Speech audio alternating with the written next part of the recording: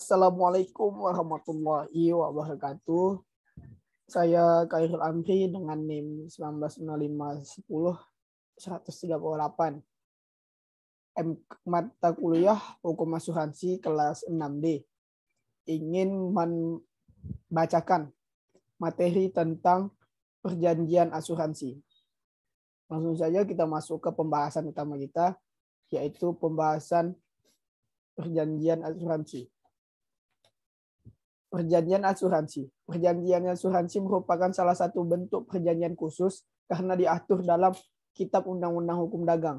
Sebagaimana perjanjian bernama lainnya yang diatur dalam KUH Perdata, maka syarat sah perjanjian menurut pasal 1320 KUH Perdata juga berlaku untuk perjanjian asuransi. Syarat sah perjanjian asuransi. Pada umumnya, syarat sahnya perjanjian asuransi mencakup beberapa hal berikut ini. 1. Kesepakatan.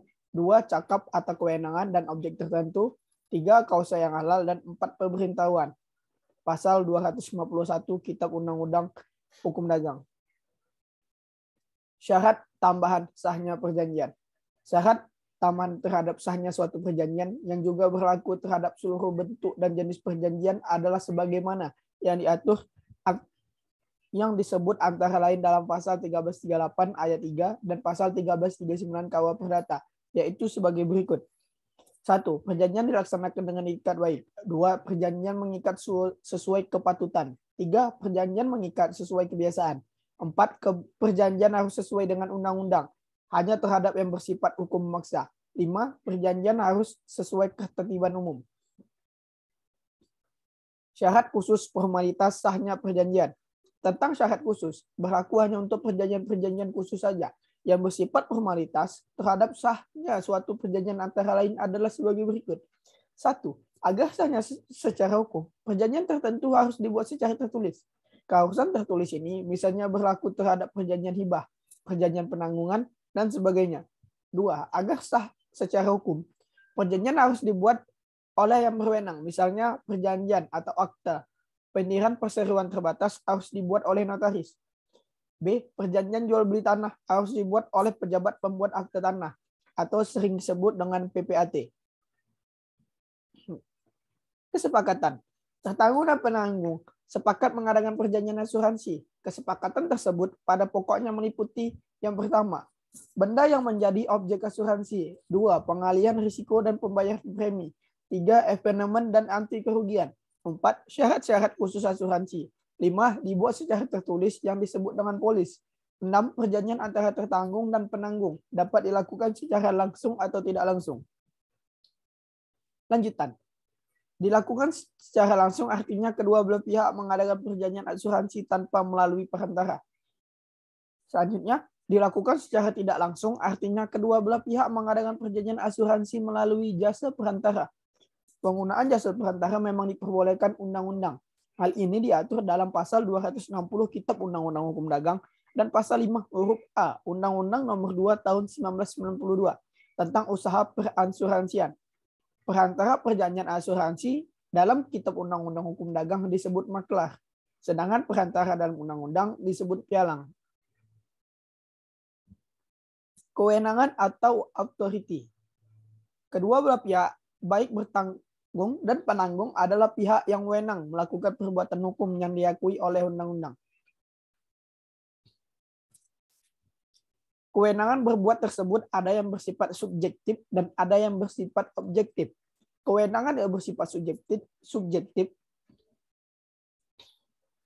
Kewenangan yang bersifat subjektif artinya kedua pihak sudah dewasa, sehat ingatan, tidak berada di bawah perwalian atau pemegang kuasa yang sah.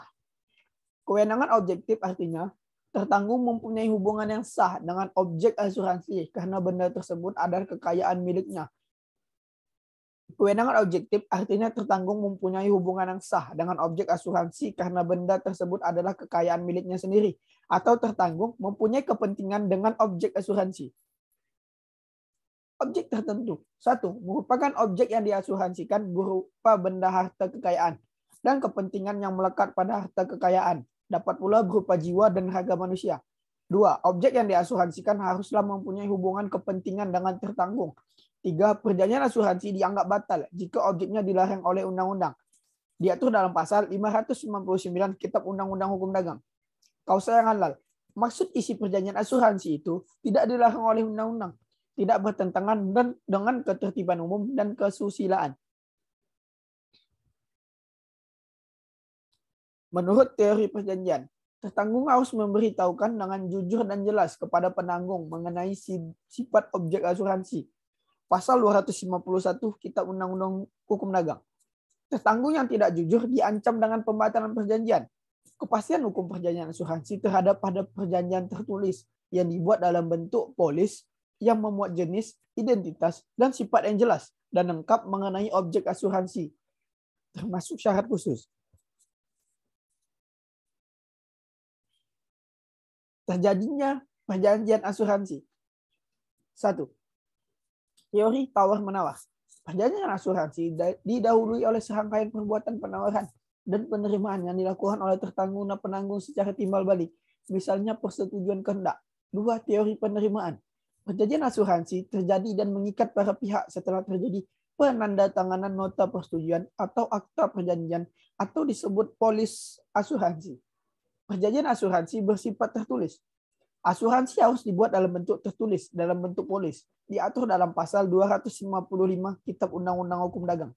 Polis merupakan satu-satunya alat bukti tertulis untuk membuktikan bahwa asuransi terjadi. Diatur dalam pasal 258 Kitab Undang-Undang Hukum Dagang ayat 1. Namun perjanjian asuransi terjadi seketika setelah tercapaian kesepakatan antara tertanggung dan penanggung. Hak dan kewajiban timbul sejak saat itu, bahkan sebelum polis ditandatangani. Diatur dalam pasal 257 ayat 1 Kitab Undang-Undang Hukum Dagang. Syarat khusus dan janji khusus. 1. Syarat khusus dan janji khusus harus dicantumkan dalam polis. Jika tidak, apabila syarat khusus dan janji khusus. Syarat khusus dan janji khusus harus dicantumkan dalam polis. Jika tidak, apabila tidak dicantumkan, maka syarat dan janji khusus tersebut dinyatakan batal. 2. Syarat khusus berupa penyebab evenement, sifat kerugian yang menjadi beban tertanggung, pembayaran premi, dan klausula tertentu. 3. Janji khusus berupa reasuransi, pasal 271, asuransi insolvabilitas, pasal 280, asuransi kapal yang sudah terbayar, dan asuransi atas keuntungan yang diharapkan, pasal 615 Kitab Undang-Undang Hukum Dagang. Asas-asas perjanjian. Asas-asas yang terdapat dalam hukum perjanjian sebagaimana diatur dalam KUH Perdata antara lain asas konsensual. Pasal 1320 ayat 1 Kitab Undang-Undang Hukum Perdata menyatakan bahwa syarat sahnya perjanjian antara lain: 1. Sepakat mereka yang mengikatkan dirinya. 2. Kecakapan untuk membuat suatu perikatan. 3. Suatu hal tertentu. Dan yang terakhir, suatu sebab yang halal. Yang kedua, ada asas kebebasan berkontrak. Dapat disimpulkan dari ketentuan pasal 1338 ayat 1 Kitab Undang-Undang Hukum Perdata yang menyatakan bahwa semua perjanjian yang dibuat secara sah berlaku sebagai undang-undang bagi mereka yang membuatnya. C. Asas ketentuan mengikat. Asas ketentuan mengikat dari pasal 1338 ayat 1 Kitab Undang-Undang Hukum Perdata apabila dihubungkan dengan perjanjian asuransi berarti bahwa pihak penanggung dan tertanggung atau penggabung polis terikat untuk melaksanakan ketentuan perjanjian yang telah disepakatinya. Lanjut, asas kepercayaan. Asas kepercayaan mengandung arti bahwa mereka yang mengadakan perjanjian melahirkan kepercayaan di antara kedua belah pihak, bahwa satu sama lain akan memenuhi janjinya untuk melaksanakan prestasi seperti yang diperjanjikan. Lanjut, asas persamaan hukum. Asas persamaan hukum adalah bahwa subjek hukum yang mengadakan perjanjian mempunyai kedudukan, hak, dan kewajiban yang sama dalam hukum dan tidak dibedakan antara satu sama yang lain. Asas keseimbangan. Asas keseimbangan adalah suatu asas yang mengkehendaki kedua belah pihak memenuhi dan melaksanakan perjanjian. Lanjut, asas kepastian hukum. Perjanjian sebagai figur hukum yang mengandung kepastian hukum. Kepastian ini terungkap dari kekuatan mengikatnya perjanjian yaitu sebagai undang-undang bagi mereka yang membuatnya. Asas itikat baik. Pasal 1338 ayat 3 Kitab Undang-Undang Pemerintahan yang menyatakan bahwa perjanjian-perjanjian harus dilaksanakan dengan itikat baik. Asas ini berlaku untuk semua perjanjian, termasuk perjanjian asuransi yang diartikan pula secara menyeluruh bahwa dalam pelaksanaan perjanjian tersebut para pihak harus mengindahkan kenalan dan kepatutan pasal 1339 Kitab Undang-Undang Hukum Perdata. Lanjut dengan berakhirnya perjanjian. Perjanjian dapat hapus karena di sini banyak perjanjian yang dapat berakhir. Jika perjanjian ini dapat dihapus dengan ditentukan dalam perjanjian oleh para pihak. Misalnya perjanjian akan berlaku untuk waktu tertentu. Undang-undang menentukan batas berlakunya suatu perjanjian.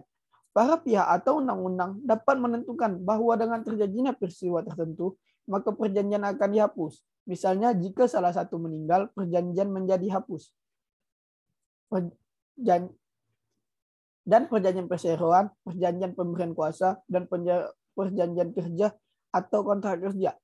Berikut adalah perjanjian dapat berakhir jika hal-hal tersebut yang disebutkan di sini dilakukan. Lanjutan, pernyataan menghentikan perjanjian atau objeking. Objeking dapat dilakukan oleh kedua belah pihak atau oleh salah satu pihak. Objeking hanya ada pada perjanjian yang bersifat sementara. Misalnya perjanjian kerja dan perjanjian sewa menyewa. Perjanjian hapus karena putusan hakim, tujuan perjanjian telah tercapai, dan dengan persetujuan para pihak.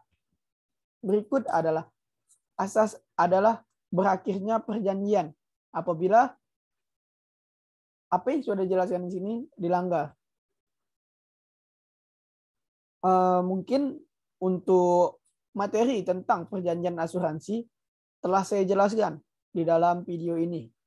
Lebih kurang saya mohon maaf. Semoga dapat dimengerti. Saya ucapkan terima kasih. Wassalamualaikum warahmatullahi wabarakatuh.